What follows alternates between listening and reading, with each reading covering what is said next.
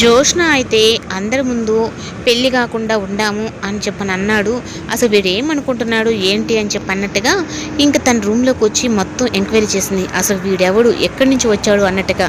ఇంకా తను దగ్గర ఉన్న ఒక ఆల్బమ్ అయితే చూసింది. అందులో ఇంక మొత్తం జోష్న ఫొటోసే ఉంటాయి.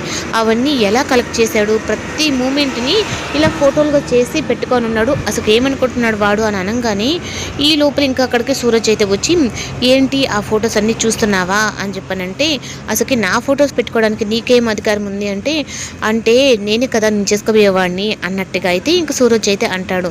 అయినా నువ్వు మా వాళ్ళందరి ముందు ఎందుకు అలా మాట్లాడుతున్నావంటే, అవును నిజమే కదా, పెళ్లి పెటాకులు లేకుండా ఉండేది మన ఇద్దరమే కదా, అందుకని అలా మాట్లాడాను అంటే నేను దాన్ని విషయం మాత్రం కావాలనే అనలేదు, నేను అన్నీ తెలిసే అన్నాను అని చెప్పనైతే అంటాడు.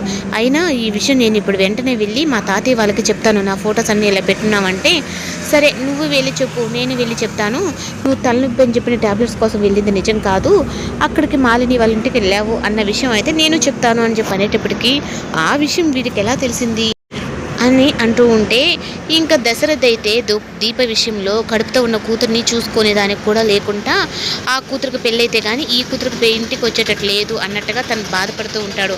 ఇంకా దీపని తన సొంత కూతురులా అనుకున్నట్టుగా మాట్లాడుతూ ఉంటే ఇదంతా అయితే శ్రీధర్ అయితే వినేస్తాడు. అవును చూసావా దీప, మీ నాన్న ఆ కూతురికి పెళ్లి చేసి పంపించేస్తే ఈ కూతుర్ని శాశ్వతంగా అక్కడ పెట్టేసుకోవచ్చుకొని పెద్ద ప్లానే చేస్తాడంటే ఈ విషయాలన్నీ అయితే శ్రీధర్ అయితే వినేస్తాడు.